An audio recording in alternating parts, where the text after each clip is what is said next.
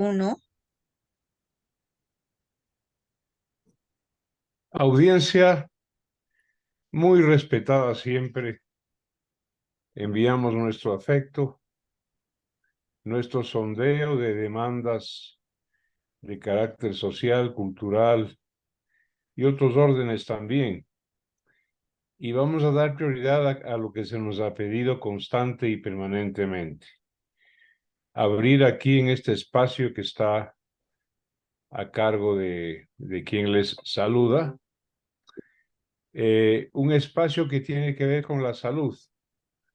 Vamos a hacer una gran división inicial, salud pública, salud individual, qué es lo que nos aqueja, diversas circunstancias. Trataremos el tema de la longevidad, de los fármacos, las dos grandes divisiones de la medicina actual, alopática, homeopática, el papel de las farmacéuticas, los remedios, las terapias antiguas, las actuales, las futuras. ¿Por qué hay una sospecha, por ejemplo, de acortar la población mundial sacrificando a la gente de la tercera edad? Todos estos aspectos, pandemias, virus recién despertados por el calentamiento global, y eso estará a cargo de un médico que es las dos cosas, alópata y homeópata, pero fundamentalmente es un constante y permanente investigador científico. Se trata del doctor Rubén López. Con él abrimos este espacio semanal. Lo vamos a tener todos los lunes a la hora vespertina aproximadamente, después de las 6 de la tarde, cuando todos estén tranquilos en su casa y puedan disfrutar de esto que les estoy anunciando. Hoy vamos a tener unas primeras palabras inaugurales de su principal protagonista, el doctor Rubén López. A continuación, Rubén, te doy una muy cordial bienvenida y te agradezco en nombre de la comunidad aceptar este compromiso. Muchas gracias a usted, Marcelo, por la gentileza de brindarnos este espacio y un saludo a su amplia audiencia. Estamos a la orden.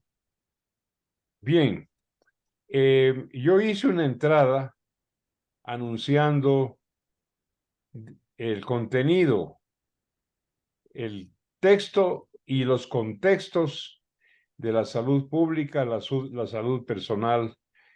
Te pediría, por favor, si deseas ampliar algo sobre lo planteado como apertura. Sí, muchas gracias, Marcelo.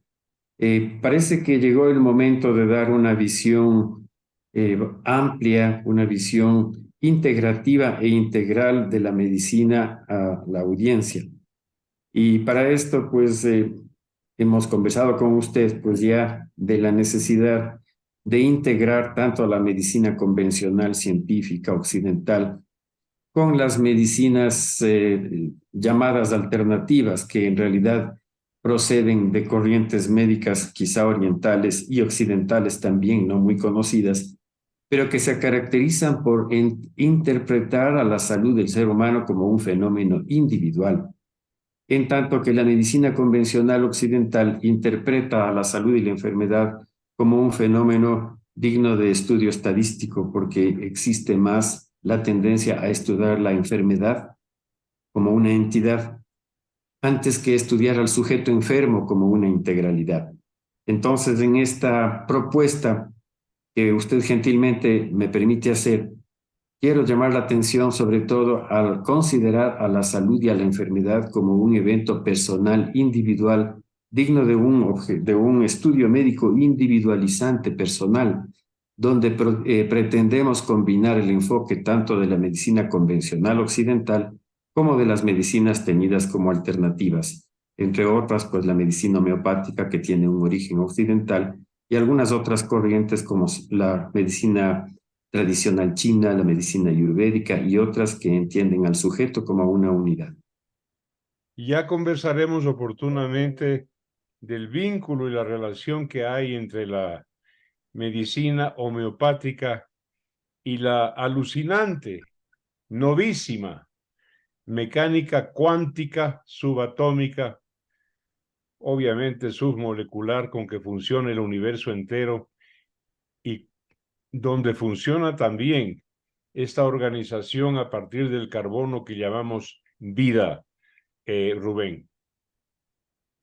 Sí, Marcelo, llegará el momento de enfocarnos en eso.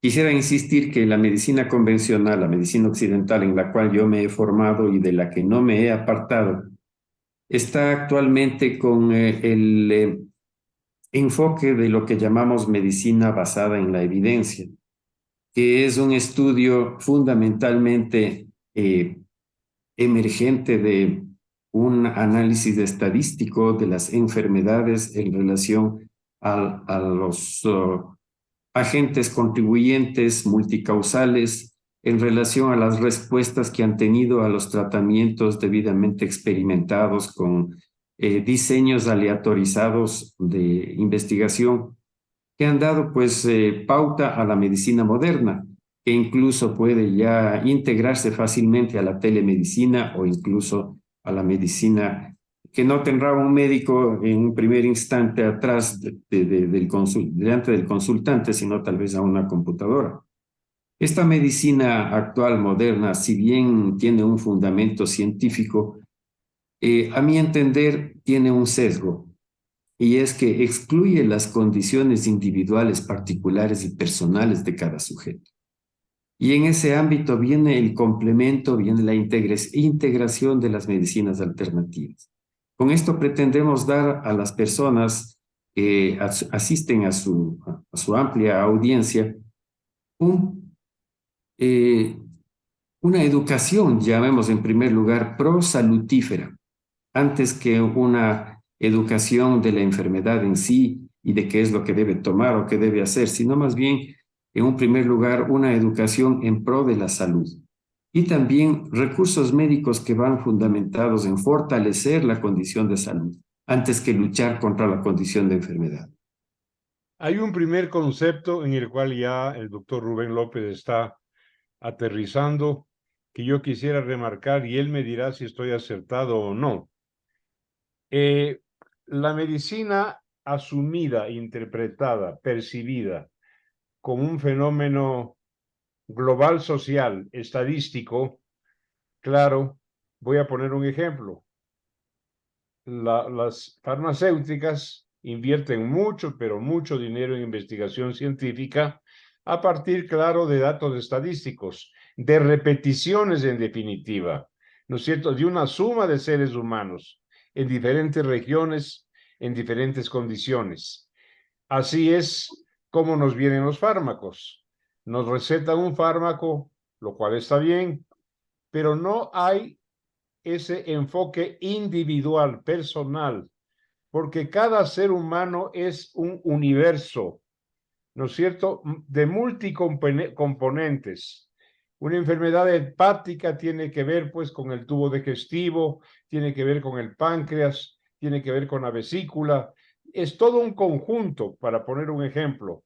Entonces, esto estadístico, globalizante, eh, eh, suma de seres humanos, no es precisamente un tratamiento personal, individual y personalizado. ¿Estoy en lo cabal, Rubén?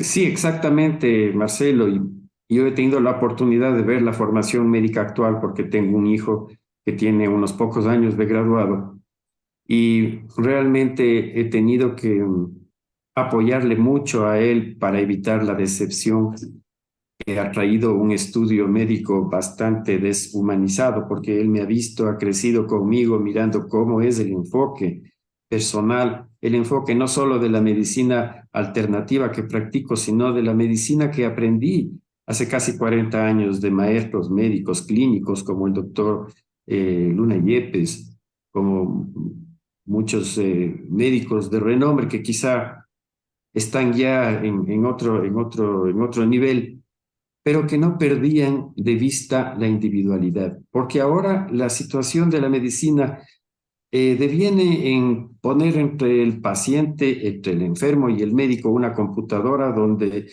el facultativo solamente apunta los resultados de los exámenes, trata los exámenes, revisa la historia clínica escrita en la computadora y ni siquiera toca al paciente.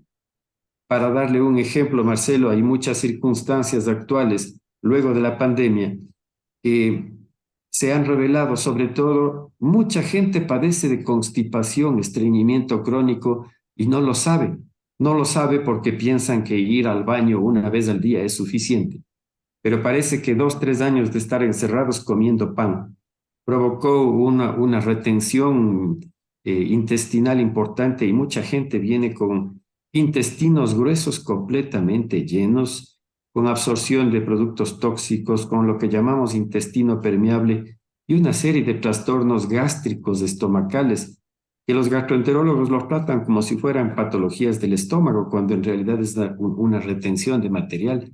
Algo tan sencillo, tan simple que se puede encontrar con el hecho de simplemente palpar el abdomen del paciente.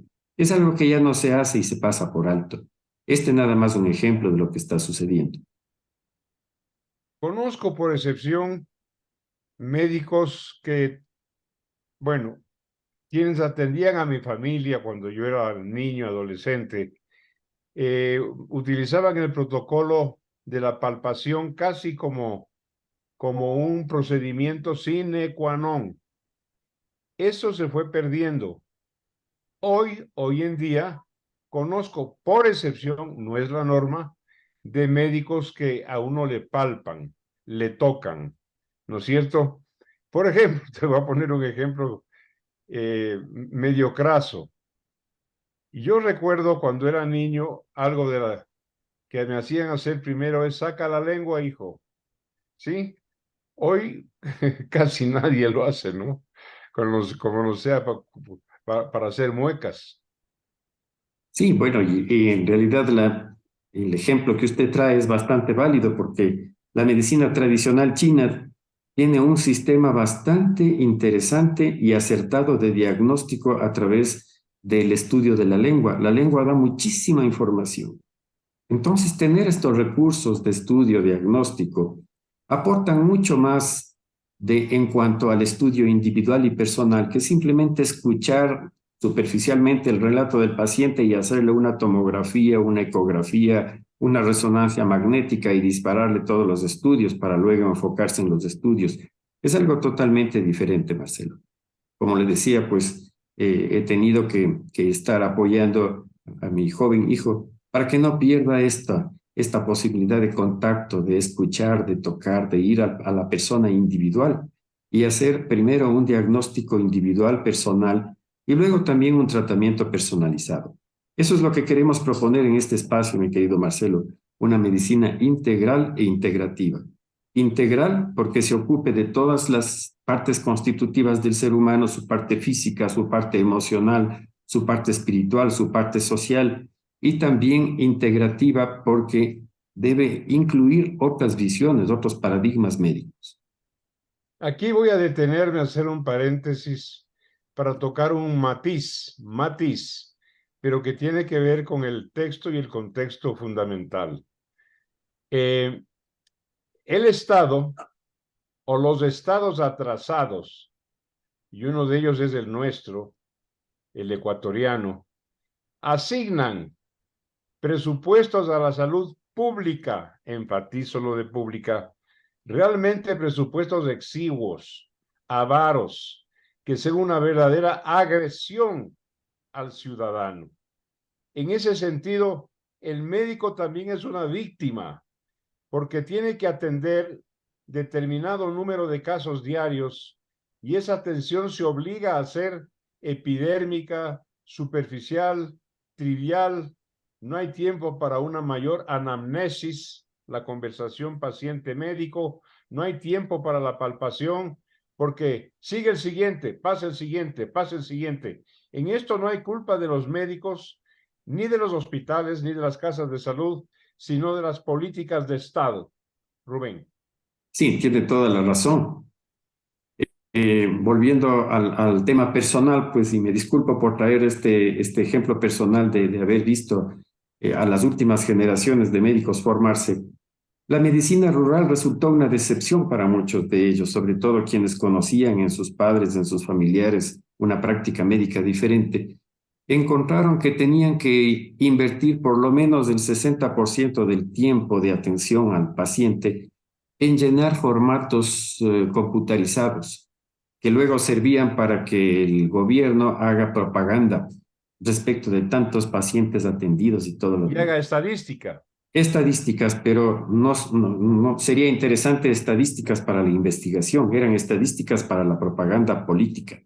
Entonces, esa situación la hemos vivido durante los últimos 15 años, diría yo, 20 años, que coincide con algunos gobiernos que ya conocemos cómo se han conducido, pero el deterioro del arte y de la profesión médica, retirando la relación médico-paciente a una simple exploración de laboratorio, a una transcripción de computadora y luego a una telemedicina que, bueno, tiene sus ventajas, pero que va a alejar más el contacto del médico con el paciente, está muy alejada de lo que en realidad es el espíritu de la medicina, Marcelo. Rubén, quiero, esta es una conversación inaugural de apertura. Quiero pedirte un favor. Como somos una integralidad de mente, de la mente, del cerebro, la actividad neuronal, la actividad nerviosa, psíquica, y no quiero excluir la palabra espiritual también. Quisiera contar con tu apoyo para que conjuntamente contigo, coordinando contigo, invitemos a profesionales de la psicología que nos den una conexión de lo uno y de lo otro que anda en este momento yuxtapuestos y separados. Con mucho gusto y quisiera, quizás, si usted me permite, topar esta palabrita espiritual que no es traída desde una percepción o desde un contexto teológico a la práctica médica.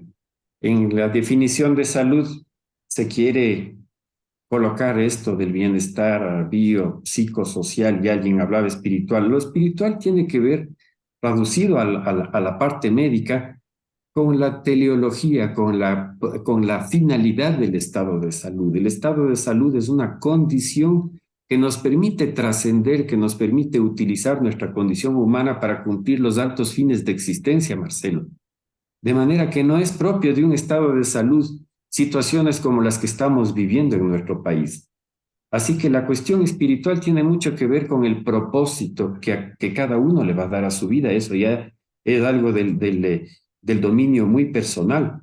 Pero el equilibrio, el sentido de vida, el saber qué es lo que busco, sobre todo cuando ya pasamos de los 50, 60 años, eso es algo muy importante para evitar que nuestra población, que tiene más experiencia, que tiene más sabiduría, sea relegada a la bodega o simplemente se les mande a jugar al crucigrama, a bailar, a hacer un poco de actividades infantiles, diría yo. Así que esta parte del bienestar espiritual, quiero recalcar, tiene que ver un poco con los propósitos, con lo trascendente de la condición de salud. Y eso es algo que también queremos topar y promocionar en este espacio.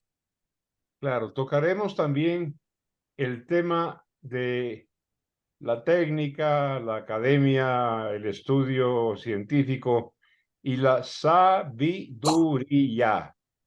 que es lo que le falta al mundo en estos días. Le sobra tecnología, pero le falta sabiduría.